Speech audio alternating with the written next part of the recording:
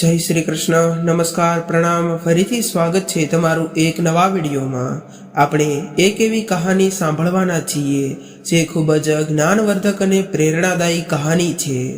એ માટે આ કહાની નાના મોટા દરેક વ્યક્તિએ જરૂરથી સાંભળવી જોઈએ. આજના આ મોંઘવારીના સમયમાં દરેક મા બાપ પોતાના સંતાનને ભણાવી ગણાવીને એક ઊંચી પોસ્ટ ઉપર મોકલે છે, ત્યારે જ તે સંતાન તેના મા બાપ સાથે કેવો દુર્વ્યવહાર કરે છે એ સમજણ આપતી આ કહાનીનું નામ છે માતાનું સ્વાભિમાન. અંત સુધી ધ્યાનથી સાંભળજો. આ કહાનીમાં તમને આજની મા બાપની વાસ્તવિકતા કેવી છે એ ઘણું બધું જાણવા મળશે. અને વિડીયો પસંદ આવે તો વિડીયોને લાઈક અને શેર કરજો. અને હજુ સુધી જો તમે અમારી ચેનલને સબસ્ક્રાઇબ ન કરી હોય તો અત્યારે જ સબસ્ક્રાઇબ કરી લેજો, અથવા કોમેન્ટ બોક્સમાં સાચી શ્રદ્ધાથી હર હર મહાદેવ જરૂરથી લખી દેજો, જેથી ભગવાન ભોલેનાથની કૃપા આપણા સૌ ઉપર નિરંતર બની રહે. તો ચાલો શરૂ કરીએ આજની કહાની. સવારના ચા નાસ્તા પૂરા કર્યા પછી રેખાબેન પથારી પર આડા પડ્યા હતા. ત્યારે તેણે પોતાના પતિના ફોટા સામે જોયું અને વિચારવા લાગ્યા, તમને ગયાને 5 વર્ષ વીતી ગયા છે અને હજી તો ગઈકાલ જેવું જ લાગે છે જ્યારે અમે બધા એક સાથે બેસીને હસતા મુસ્કુરાતા હતા. એનો વિચાર કરતા કરતા રેખાબેન એમની આંખોમાં ભીનાશ સાથે આંખો સામે એ દ્રશ્ય આવવા લાગ્યું. એ દિવસે અમે બેઠા હતા ત્યારે જ અચાનક એમના પતિએ કહ્યું, મને ગૂંગણામણ થઈ રહી છે, ચાલો મને હોસ્પિટલે લઈ જાઓ. જ્યારે તેમને કારમાં હોસ્પિટલે લઈ જતી વખતે પણ તેમણે મારો હાથ જોરથી પકડી લીધો, જાણે કે તેને કદાચ પહેલેથી જ ખબર પડી ગઈ હતી કે હવે આપણે બંને હંમેશા માટે છૂટા પડવાના છીએ. અને અંતે મને જે ડર હતો તે જ થયું. હોસ્પિટલ પહોંચતા પહેલા જ તેમના હાથની પકડ ઢીલી થઈ ગઈ અને એમના શ્વાસોશ્વાસ બંધ થઈ ગયા. તેમને હાર્ટ એટેક આવ્યો અને તે મને હંમેશા માટે છોડીને આ દુનિયામાંથી ચાલ્યા ગયા. રેખાબહેનના હૃદયની વેદના આંસુઓ વડે બહાર આવવા લાગી. તે ભૂતકાળના વિચારોમાં સતત ભટકવા લાગ્યા અને તેમની તસવીરની સામે જોઈને રડી રહ્યા હતા. ત્યારે તેમનો એકમાત્ર પુત્ર વિજય આવ્યો અને તેના આવવાના અવાજથી રેખાબેન જ્યારે વર્તમાનમાં પાછા આવ્યા ત્યારે તેના પુત્ર વિજયે એક ઊંડો શ્વાસ લીધો અને કહ્યું, માતા, આજે હું ઓફિસેથી ઘરે આવતા આવતા ખૂબ થાકી ગયો છું, કારણ કે મારી ઓફિસ આપણા ઘરથી ખૂબ દૂર છે. આથી રોજના 2 કલાક તો અવર જવરમાં વેડફાઈ જાય છે. પછી વિજયે થોડો સમય વિચારીને કહ્યું, માં, હું મારી ઓફિસની નજીક એક ઘર ખરીદવાનું વિચારી રહ્યો છું. તેના પુત્રને આ વાત સાંભળીને રેખાબેનને હળવા સ્મિત સાથે સ્વાભાવિક સ્વરમાં કહ્યું, દીકરા, તને જે યોગ્ય લાગે તે કર, મને આની સામે કોઈ વાંધો નથી. તો વિજયે તેની માતાને કુતૂહલ વશમાં કહ્યું, માં, મેં એક ઘર જોયું છે. તો રેખાબેને કહ્યું, દીકરા, શું કોઈ સમસ્યા છે? ત્યારે વિજયે તેના ચહેરા પર ઉદાસી સાથે કહેવા લાગ્યો, હા માં, તે મકાન લેવામાં મારી પાસે 10 લાખ રૂપિયા ઘટે છે. મને એ નથી સમજાતું કે આટલા પૈસા હું ક્યાંથી લાવું. આ દરમિયાન વિજયની પત્ની હિના તરત જ તેના રૂમમાંથી બહાર આવી અને કહેવા લાગી, અરે માં, તમારી જે એફડી છે તેનું શું થયું?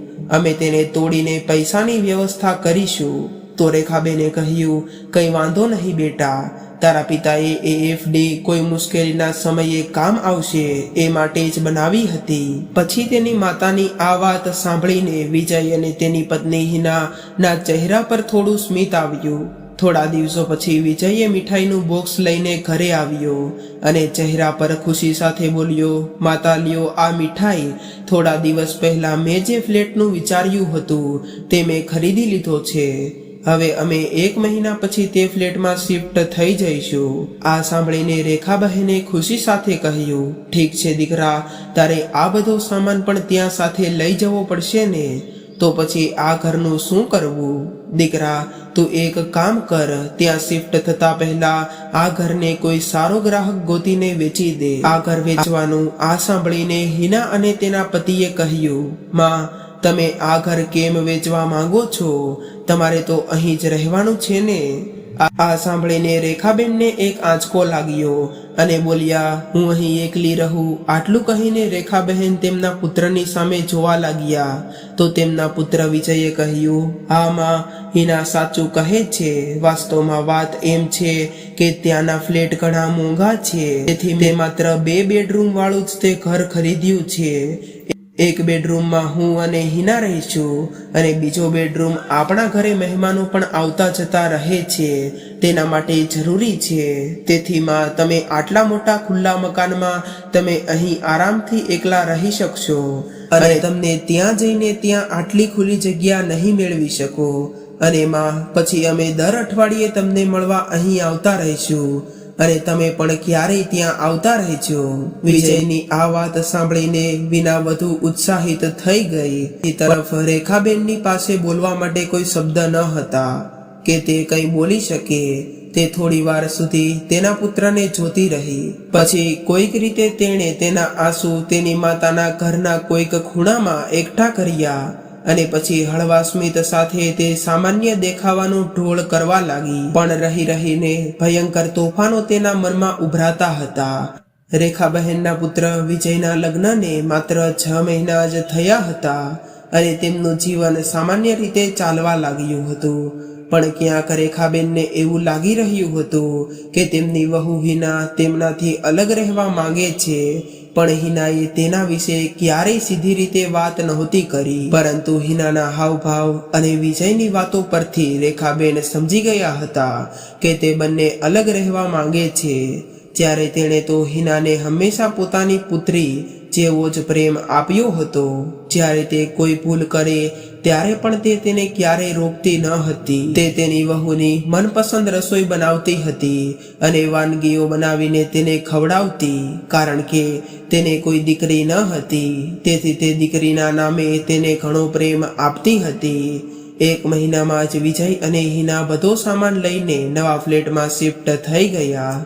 રેખાબહેને આર્થિક રીતે કોઈ સમસ્યા ન હતી, કારણ કે તેના પતિએ એક સારી પોસ્ટ પર સરકારી નોકરી કરી હતી. તેઓ જ્યારે ઓફિસર હતા ત્યારે દર મહિને પેન્શન તરીકે સારી રીતે રકમ મેળવતા હતા. અને પછી આ ઘર પણ 2 માળનું હતું, તેથી તેને ઉપરનો માળ ભાડા પર આપ્યો હતો. તે ભાડાના પૈસા આવતા તેમાંથી રેખાબેન આરામથી તેમનું જીવન જીવી શકતા હતા.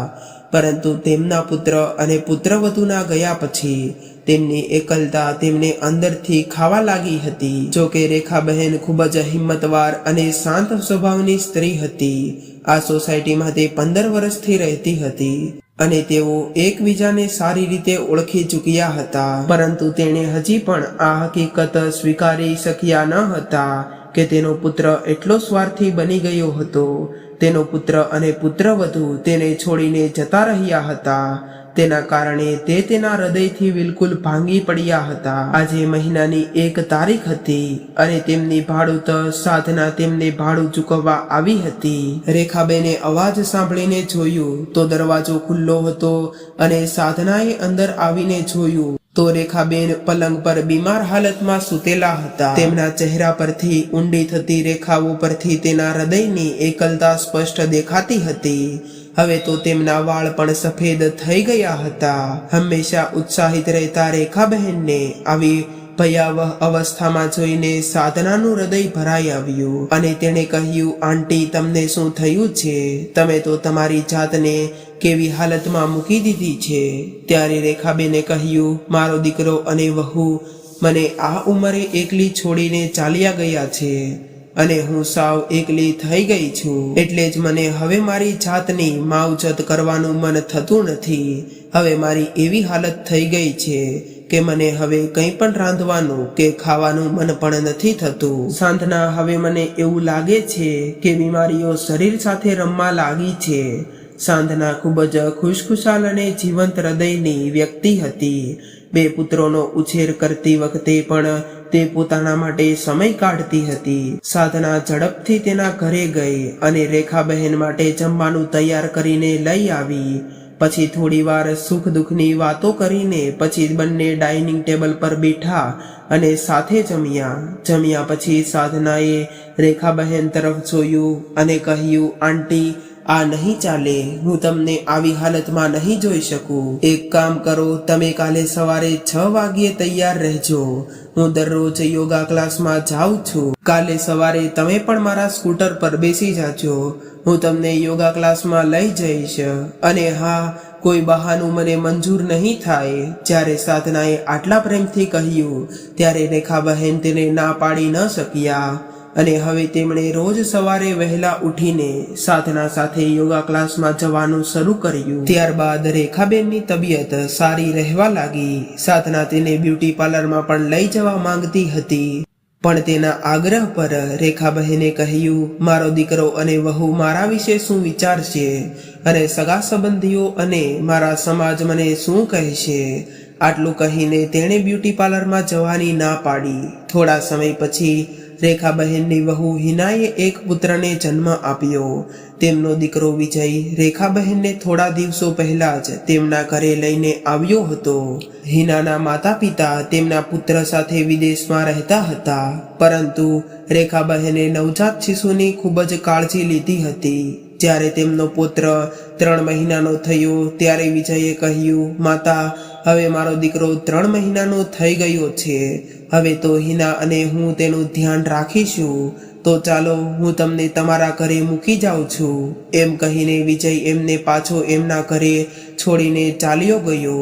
પોતાના પુત્રને છોડીને જતી વખતે રેખાબહેનનું હૃદય ભરાઈ આવ્યું. તેમને તેમના પુત્રની સાથે એક જોડાણનો અહેસાસ થવા લાગ્યો હતો. તેથી પોતાના ઘરે પાછા આવીને ત્યાં રહીને પણ તેના પુત્રની ચીસો તેના કાનમાં સંભળાઈ રહી હતી. જ્યારે કોઈ પણ તહેવાર હોય કે અન્ય કોઈ અવસર હોય ત્યારે તેનો દીકરો આવીને તેને લઈ જતો અને રેખાબેન પણ ખુશીથી તેમના દીકરા સાથે જતી રહેતી. આ જ બહાને તેને તેના પુત્રને પણ મળવાની છૂટ આપવામાં આવતી, પણ તરત જ તેમની વહુ રસોડાનું બધું જ કામ તેમના ખંભા પર મૂકીને તે ખરીદી માટે બહાર જતી રહેતી અને જતી વખતે તે તેને ઘણી વસ્તુઓ બનાવવાની વિનંતી પણ કરતી જતી હતી. તેમના પુત્રને પણ તેમની પાસે છોડીને જતી રહેતી. રેખાબેન તેમના પુત્રની સંભાળ રાખવાની સાથે જ ઘરના તમામ કામ કરતી વખતે તેમની તબિયત બગડતી, પરંતુ તેમ છતાં તે બધા જ કામ ખુશીથી કરતી હતી. પણ તેમના તમામ કામ પૂરા થતાં જ વિજય તેને તેના ઘરે છોડી દેતો હતો. આ વર્ષે દિવાળીમાં પણ દર વખતની જેમ વિજય તેની માતાને ઘરે લઈ આવ્યો. ત્યારે તેની પુત્રવધુ હિનાએ તેમને વિવિધ વાનગીઓ બનાવી આપવા માટે કહ્યું. ત્યારે આખો દિવસ રસોડામાં ઊભા રહીને વાનગીઓ બનાવતા બનાવતા રેખાબહેનની હિંમત નિષ્ફળ ગઈ અને આખરે તેને તાવ આવ્યો અને થોડા સમય માટે તે સૂઈ ગઈ. જ્યારે હિનાએ તેના સાસુને આ રીતે બીમાર પડેલા જોયા તો ત્યારે તેણે વિજયને નીચા અવાજમાં કહ્યું, તમે માજીને તેમના ઘરે પાછા મૂકી આવો. હવે તો બધી મીઠાઈઓ અને વાનગીઓ તૈયાર થઈ ગઈ છે. હવે તે તેના ઘરે જઈને આરામ કરશે. ત્યારે તાવથી ધ્રુજતા રેખાબહેને અચાનક તેના કાનમાં અવાજ સંભળાયો, માતા ઉઠો, આ તાવની ગોળી લઈ લ્યો અને ચાલો, હું તમને તમારા ઘરે મૂકી જાઉં છું.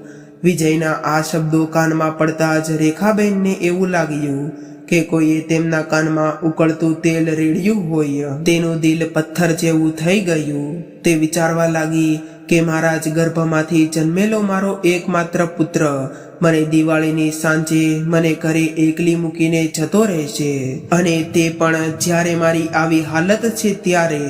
જ્યાં સુધી હું કામ કરતી હતી ત્યાં સુધી તને તારી માતાની જરૂર હતી. હું બીમાર પડી તો તુરંત જ મારા પોતાના પુત્ર અને પુત્રવધુએ મને આવી ઓકાત બતાવી દીધી. એને બધા સંબંધો મોહમાયા જેવા લાગવા લાગ્યા અને તે વિચારવા લાગી કે ક્યાં સુધી હું મારા પુત્ર અને વહુના હાથમાં મૂર્ખ બનીને રહીશ. જો તેને મારી જરૂર નથી તો તે મને કેમ બોલાવે છે. હૃદયમાં દર્દ અને આંખોમાં આંસુ સાથે રેખાબહેન ઘરે પહોંચી ત્યારે સાધના બહાર આવી અને રેખાબહેનને પોતાની સામે જોઈને આશ્ચર્યચકિત થઈ ગઈ અને બોલી, આ શું છે આંટી? તમે તો તમારા દીકરાના ઘરે દિવાળી ઉજવવા ગયા હતા, તો તમે અહીં કેવી રીતે આવી ગયા છો? અને તમારો દીકરો અને વહુ ક્યાં છે? એ એમના ઘરે છે. રેખાબહેન મુશ્કેલીથી બસ એટલું જ બોલી શકી. આ કહેતી વખતે તેમની આંખોમાં ઉદાસીની લાગણી સાધનાને જોવા મળી હતી. તે પછી સાધનાએ તેમને કંઈ પણ પૂછ્યું ન હતું અને તે દિવાળીની તૈયારી કરવા તેની પાસે આવી અને તેનું આખું ઘર સજાવ્યું અને તેની બાલ્કનીમાં પણ રોશની કરી. પછી તેણે કહ્યું કે આંટી, ચાલો આપણે સાથે મળીને લક્ષ્મી પૂજા કરીએ. લક્ષ્મી પૂજા પછી સાધના થાળીમાં જમવાનું લઈને આવી અને બળજબરીથી તેની સાથે ખૂબ આત્મીયતાથી ભળી ગઈ. આ જોઈને રેખાબહેનની આંખોમાં આંસુઓથી ભરાઈ ગઈ. તે આ પ્રેમ અને સ્નેહ તેના પુત્ર અને પુત્રવધુ પાસેથી ઈચ્છતી હતી. પુત્રવધુના ઘરની કડવી યાદો લાંબા સમય સુધી રેખાબહેનના મનમાં રહી. હવે ઘણા દિવસો વીતી ગયા, પણ ન તો વિજયે ફોન કરવાની તસ્દી લીધી કે ન તો તેની પુત્રવધુએ તેની હાલચાલ પૂછવાની કોશિશ કરી. એક દિવસ શનિવારે રેખાબહેને તેના પુત્રને ફોન કરીને મળવાની ઈચ્છા વ્યક્ત કરી.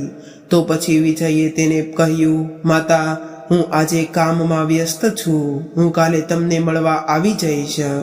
બીજા દિવસે રેખાબહેન સવારે સૂર્યના પ્રથમ કિરણો સાથે જાગી ગયા અને ખૂબ જ ઉત્સાહથી તેમના બાળકો માટે ભોજન બનાવવાનું શરૂ કર્યું. તેમના પુત્રવધુ અને પુત્રને મળવાનો ઉત્સાહમાં એટલું બધું કામ ચપળતાથી કરવા લાગ્યા અને 2 કલાકમાં બધા પકવાન તૈયાર કરી નાખ્યા.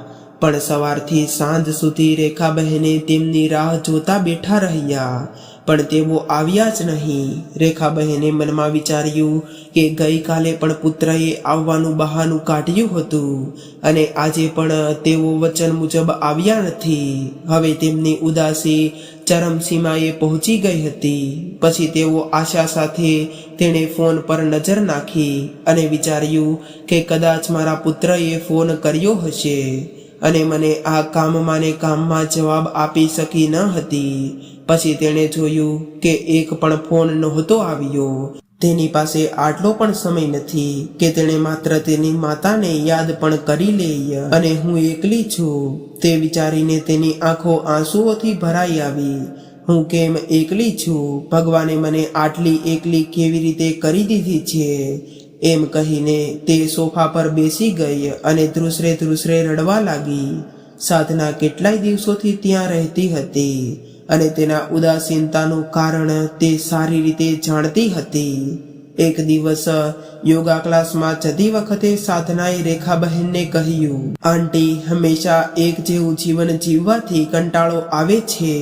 શું તમને નથી લાગતું કે તમારે તમારા જીવનમાં કંઈક નવું કરવું જોઈએ? કંઈક એવું કરો જેનાથી તમને સારી ખુશી મળી શકે.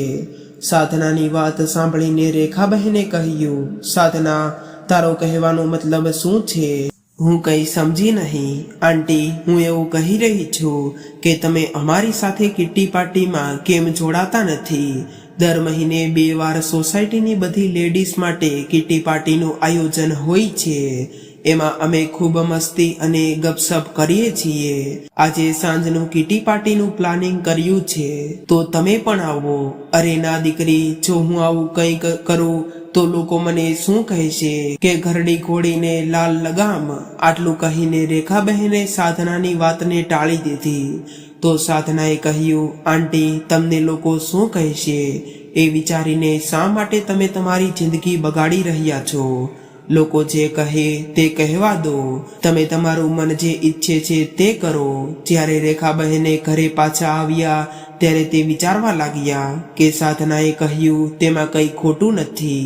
સૂતા સૂતા તે અરીસા સામે બેસીને પોતાની જાતને અરીસામાં જોઈને વિચારવા લાગી કે મેં મારી હાલત કેવી બનાવી નાખી છે. પહેલા તો હું આવી ન હતી. અચાનક તેના મગજમાં કંઈક આવ્યું અને તેના ચહેરા પર સ્મિત દેખાયું અને તેમનું પર્સ ઉપાડ્યું અને ઝડપથી બહાર નીકળી ગઈ.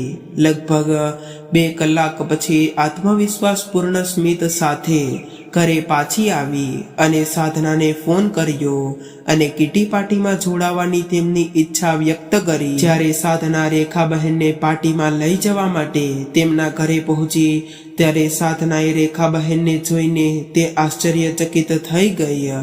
રેખાબહેનને વાળમાં હેર કલર કરાવ્યો હતો. રેખાબહેન હંમેશા હળવા રંગની કોટન સાડી પહેરતી હતી. તેમણે આજે સરસ સિલ્કની સાડી પહેરી હતી. આજે તો રેખાબહેન અદ્ભુત સુંદર લાગી રહી હતી. રેખાબેનને જોતા જ સાધનાએ કહ્યું, આંટી તમે તો અદ્ભુત દેખાઈ રહ્યા છો, ખરું ને? હવે તો સાધનાની સાથે રેખાબહેન પણ કીટી પાર્ટીમાં જોડાયા હતા. જો કે રેખાબહેને અગાઉ પણ સમિતિની તમામ મહિલાઓ સાથે વાત કરી હતી, પરંતુ પોતાના માટે ખાસ સમય કાઢીને દરેક સાથે સામાજિકતા મેળવી ન હતી. રેખાબેન થોડા સમયમાં જ કીટી પાર્ટીની ખાસિયત બની ગઈ હતી. આ સાથે જ તેણે પોતાનું સંપૂર્ણ ધ્યાન રાખવાનું શરૂ કરી દીધું હતું. હવે તે ખુશ રહેવા લાગી હતી. હવે તેમણે સાચા અર્થમાં પોતાનું જીવન જીવવાનું શરૂ કર્યું હતું. નવા વર્ષની ઉજવણી નજીક આવી રહી હતી. બીજી તરફ વિજય અને હિનાએ એકબીજા સાથે વાત કરી રહ્યા હતા. ત્યારે હિના તેના પતિને કહેવા લાગી, સાંભળો, તમારા નવા વર્ષ માટે તમે તમારી ઓફિસ માટે ઘરે પાર્ટીનું આયોજન કર્યું છે, તો તમારા મિત્રો અને તમારા બોસને પણ આમંત્રણ આપવામાં આવ્યું છે. કુલ 15 થી 20 લોકો હશે અને હું તમને કહું છું કે હું આ બધા લોકો માટે ભોજન બનાવી શકું તેમ નથી. ત્યારે વિજય બોલ્યો, અરે હિના, તું ચિંતા શું કામ કરે છે? દર વખતની જેમ આ વખતે પણ આપણે માતાને બોલાવી લઈશું અને માતાએ બનાવેલું ભોજન ખાઈએ છીએ તો વાત જ કંઈક અલગ હોય છે. મોટી હોટલના રસોઈયા પણ આવો સ્વાદ ખોરાક તૈયાર નથી કરી શકતા. આજે જ્યારે રેખાબહેન કીટી પાર્ટી માટે તૈયાર થઈ રહ્યા હતા, ત્યારે જ વિજયનો ફોન આવ્યો અને બોલ્યો, કેમ માં, આ વખતે તમે નવા વર્ષની ઉજવણીમાં અમારી સાથે કેમ નથી જોડાતા? તમે ચાલો ઘરે અને આપણે એક સાથે નવું વર્ષ ઉજવીએ. હું તમને એક દિવસ પહેલા લેવા આવીશ. તમે તૈયાર રહેજો. દિવાળી પછી આજે પહેલી વાર વિજયે તેની માતાને ફોન કર્યો હતો. તેથી રેખાબેન આશ્ચર્યચકિત થઈ ગયા. એટલામાં તેની વહુ હિનાનો અવાજ આવ્યો, માતા કેમ છો? નમસ્તે. હું તો ઠીક છું દીકરા, તમે ત્રણેય કેમ છો? અમે બધા ઠીક છીએ. માં, તમે આવી રહ્યા છો ને? નહીં વહુ, આ વખતે હું નહીં આવી શકું. આ નવા વર્ષ પર અમારે સોસાયટીમાં કોઈ કાર્યક્રમ છે. તમે નવા વર્ષનો કાર્યક્રમ સારી રીતે ઉજવજો. આટલું કહી તેણે ફોન કટ કરી દીધો. માતાનો સ્પષ્ટ જવાબ સાંભળીને હિના અને વિજય આશ્ચર્યચકિત થઈ ગયા. દીકરા અને વહુના મુખમાંથી મીઠી મીઠી વાતો સાંભળીને રેખાબહેન પહેલેથી જ સમજાઈ ગયું હતું કે તેમના દીકરાએ દર વખતેની જેમ આ વખતે પણ તેમને નવા વર્ષની પાર્ટીનું આયોજન કરવામાં આવ્યું હશે. તેને ખાવાનું રાંધવા માટે આ નોકરાણીની જરૂર પડી હશે.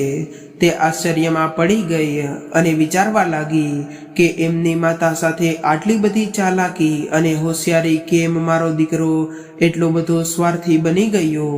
એટલું કોઈએ પૂછ્યું પણ નથી. હું કેવી રીતે એકલી રહું છું? મારી તબિયત પાણી સારી છે કે નહીં? હું ઠીક છું કે નહીં? તેઓને તો ફક્ત તેમના પોતાના કાર્યક્રમની ચિંતા છે, પરંતુ અહીં તો મારો પોતાનો દીકરો જ આટલો સ્વાર્થી બની ગયો છે. ત્યારે હું મારી વહુને કેવી રીતે દોષી બનાવી શકું? આટલું વિચારીને રેખાબહેને નિર્ણય લીધો કે હવે નહીં, હવે હું મારા પુત્ર અને વહુના હાથની કઠપૂતળી નહીં બનીશ.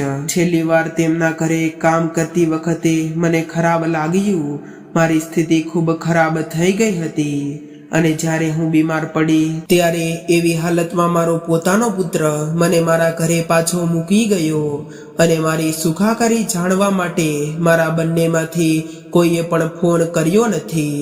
પછી થોડા સમય પછી રેખાબેન બધું ભૂલીને પોતાની સહેલી પાસે ગયા. આગમી કીટી પાર્ટીમાં ન્યૂ યર સેલિબ્રેટ કરવાનું નક્કી કરવામાં આવ્યું, પણ સમસ્યા એ હતી કે ન્યૂ યર પાર્ટી માટે એક મોટી જગ્યાની જરૂર હતી અને આ સમયે કોઈ રેસ્ટોરન્ટ કે હોટલ તે શહેરમાં ઉપલબ્ધ ન હતા. બધા પહેલેથી જ બુક થઈ ગયા હતા. પછી સાધનાએ પૂછ્યું, આંટી, તમારો પ્રોગ્રામ શું છે? તમે અમારી સાથે નવા વર્ષની પાર્ટી કરશો કે તમારા પુત્રના ઘરે કરશો? સાધનાની વાત સાંભળીને રેખાબહેને ઊંડા વિચારોમાં ડૂબી ગયા અને પછી અચાનક ઊભા થઈને જાહેરાત કરી કે તમે બધા ઈચ્છો તો મારા ઘરે નવા વર્ષની પાર્ટી યોજી શકો છો, કારણ કે મારું આખું ઘર ખાલી છે. આ બહાને મારા ઘરમાં થોડી ચમક આવી જશે. રેખાબેનની વાતો સાંભળીને બધા ચોંકી ગયા. શું તમારા ઘરે? હા, તો આવામાં નવાઈની શી વાત છે? રેખાબેન દિલથી હસી પડ્યા અને સાધના કહેવા લાગી, આંટી, તમે તો શું આઈડિયા આપ્યો છે?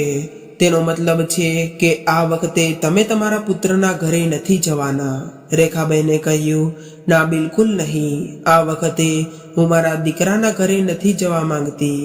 આ વખતે હું મારા ઘરેથી જ નવા વર્ષની શરૂઆત કરીશ, અને તે પણ એક મોટી ઉજવણીની સાથે. અને ડિનર બહારથી મંગાવવામાં આવશે અને બધા પરિવાર સાથે મારા ઘરે આવજો. ગેમ્સ, ડિનર અને મ્યુઝિક, બીજું શું જોઈએ? અને કોઈ પણ રીતે આપણે બધા સાથે રહીશું એટલે મજા આવશે. રેખાબેનની વાત સાંભળીને સાધનાએ તેને ગળે લગાવી લીધી અને કહ્યું, શું વાત છે આંટી, તમે તો બધી સમસ્યાનું નિરાકરણ કર્યું. આમાં બીજી સભ્ય વિનીતાએ કહેવાનું શરૂ કર્યું, આંટી, તમે કોઈ વસ્તુનું ટેન્શન ન લો. રાત્રિ ભોજનની ઉજવણી કરવાની જવાબદારી અમારી છે. આના પર રેખાબેને કહ્યું, શા માટે ફક્ત નવું વર્ષ? તમે જ્યારે કોઈ પણ આયોજન કરો ત્યારે તમે લોકો મારા ઘરે રાખજો, અને મને પણ એ ગમશે. અને પછી આટલું મોટું ઘર ખાલી પડેલું છે, આનાથી મારા ઘરનો સારો કોઈ ઉપયોગ ન હોઈ શકે. કિટી પાર્ટીના બધા સભ્યો ઉત્સાહિત થઈ ગયા અને પછી પૂરા ઉત્સાહ સાથે પ્લાન બનાવવા લાગ્યા. બીજી તરફ વિજય અને હિનાએ આવવાની ના પાડવાથી પરેશાન થઈ ગયા હતા. પછી તેમણે રસોઈ બનાવવા માટે કોઈ રસોઈયાને બોલાવવાનું વિચાર્યું, પણ નવા વર્ષના દિવસે કોઈ રસોઈયો ન મળ્યો. આ સમસ્યાનો કોઈ ઉકેલ ન મળતા તે બંને બીજા દિવસે વહેલી સવારે રેખાબહેનને લેવા માટે તેમના ઘરે પહોંચ્યા. જ્યારે તે ઘરની બહાર પહોંચ્યા તો તેમણે જોયું કે ઘર પર તાળું લાગેલું છે. થોડી વાર રાહ જોયા પછી રેખાબેન અને સાધના એક સાથે ઘરે પહોંચ્યા. ત્યારે સાસુને ટ્રેક સૂટમાં જોઈને હિના એમની સામે જોઈ રહી. પછી વિજયે પૂછ્યું, માં, તું સવાર સવારમાં ક્યાં ગઈ હતી? દીકરા, મેં યોગા ક્લાસ જોઈન્ટ કર્યું છે. હું દરરોજ સવારે કસરત કરવા જાઉં છું અને હું મારી જાતને થોડું ફિટ રાખું છું, અને મારું હૃદય પણ ફૂલી જાય છે. આટલું કહીને રેખાબેને ઘરનું તાળું ખોલ્યું અને તેમને અંદર લઈ આવ્યા. ઘરમાં પ્રવેશતા જ વિજયે કહેવાનું શરૂ કર્યું, મને એવું લાગે છે કે કોઈ બહાનું નહીં હોય. આ નવા વર્ષે તું અમારી સાથે રહીશ. તું તારા 2 દિવસના કપડાં બાંધી લે. ના દીકરા, મેં તને કહ્યું હતું કે આ નવા વર્ષમાં મારો કોઈ કાર્યક્રમ નક્કી થઈ ગયો છે. પણ માં, તમારો કાર્યક્રમ શું હોઈ શકે? તે આ ઉંમરે એકલી છે. જ્યારે વિજયે સંઘર્ષ કરતા આ કહેવાનું શરૂ કર્યું ત્યારે રેખાબહેને કહ્યું, ના દીકરા, હવે હું એકલી નથી. મારી સાથે ઘણા લોકોનો સાથ છે. મેં મારા કિટી પાર્ટીના મિત્રો સાથે નવા વર્ષની પાર્ટીનું આયોજન કર્યું છે, તેથી હું તેમાં વ્યસ્ત થઈ જઈશ. કિટી પાર્ટીનું નામ સાંભળતા જ હિનાનું મોઢું ખુલ્લું જ રહી ગયું અને વિજયે ગુસ્સામાં કહ્યું, માં, તું શું બોલી રહી છે? તું તારા મનમાંથી બહાર છે. આ ઉંમરે કિટી પાર્ટી કરી રહી છે, તે પણ પિતાના ગયા પછી. તારે ઓછામાં ઓછો તારી ઉંમરનો તો ખ્યાલ રાખવો જોઈએ. દીકરા, હું ઉંમર વિશે વિચારવાનું ભૂલી ગઈ છું. ક્યારેક મને ખાલી સમય મળશે, હું તેના વિશે પણ વિચારીશ, પણ હમણાં નથી. હું માત્ર એટલું જ જાણું છું કે મારે પણ મારી પોતાની જિંદગી છે, જે મેં હમણાં જ જીવવાનું શરૂ કર્યું છે, અને હું કોઈના ઘરની નોકરાણી બનીને વ્યર્થ જીવન જીવી શકતી નથી. અને પછી તમને કોણે કહ્યું કે હું આ ઉંમરે પાર્ટીઓમાં જઈ શકતી નથી? મારી પોતાની કેટલીક ઈચ્છાઓ છે, અને તે ઈચ્છાઓને પૂરી કરવા માટે ફરી જન્મ લેવો પડશે. આ સાંભળીને વિજય અને હિનાને આઘાત પડી ગયા. પછી વિજયે પોતાનો સ્વર બદલ્યો અને નવા વર્ષ જેવા ખાસ અવસર પર તમારે તમારા લોકો સાથે રહેવું જોઈએ. આ અવસર પર તમે જ અમારાથી દૂર રહેશો તો અમને તારાથી દૂર રહેવું ગમશે નહીં. તેથી તો તને ઘણા સમય પહેલા કહ્યું હતું કે હવે મને એકલા રહેવાની આદત પડી ગઈ છે અને તું તારા લોકોની વાત કરે છે. આ સાધના છે તે તેના પોતાના લોકો કરતા પણ વધુ મારું ધ્યાન રાખે છે. સાધના રેખાબહેનના ઘરે ડેકોરેટ સજાવટ કરવા આવી ત્યારે અમે તેમની સાથે વાત કરી રહ્યા હતા. વિજય અને હિના તેને જોઈને સ્તબ્ધ થઈ ગયા અને વિજય બોલ્યો, માં, આ બધું શું છે? દીકરા, નવા વર્ષની પાર્ટી છે અને મેં ઘરે જ તે પાર્ટીનું આયોજન કર્યું છે. માં, તમે આ બધું અમને પૂછ્યા વગર કેવી રીતે કરી શકો? તમે તો અમારા ઘરને પાર્ટી હોલમાં ફેરવી દીધો છે. વિજયે ગુસ્સામાં કહ્યું. તો રેખાબહેને કહ્યું, દીકરા, કદાચ તું એ ભૂલી રહ્યો છે. તમે આ ઘર અને મને ઘણા સમય પહેલા છોડી દીધું છે. હવે આ ઘર ફક્ત મારું છે અને મારા જીવન પર મારો અધિકાર છે અને આ ઘર પર ફક્ત મારો જ અધિકાર છે અને હવે આ ઘરમાં જે હું ચાહીશ તે જ થશે. હવે હું તમારી કઠપૂતળી બનીને રહેવાની નથી. આટલું કહીને રેખાબહેન પાર્ટીની સજાવટ અને અન્ય તૈયારીઓમાં વ્યસ્ત થઈ ગયા. તેની માતા તરફથી તેને જણે જવાબ આપ્યો ત્યારે હિના અને વિજયના ચહેરાનો રંગ ઉડી ગયો. બંને આશ્ચર્યથી એકબીજા સામે જોઈ રહ્યા હતા. તો મિત્રો, આ કહાની તમને કેવી લાગી કોમેન્ટ બોક્સમાં જરૂર જણાવજો. જો પસંદ આવી હોય તો અમારી ચેનલને જરૂરથી સબસ્ક્રાઇબ કરી લેજો અને સાથે જ સાચી શ્રદ્ધાથી કોમેન્ટ બોક્સમાં હર હર મહાદેવ જરૂરથી લખજો. ફરી મળીશું એક નવા વિડીયો સાથે. આભાર.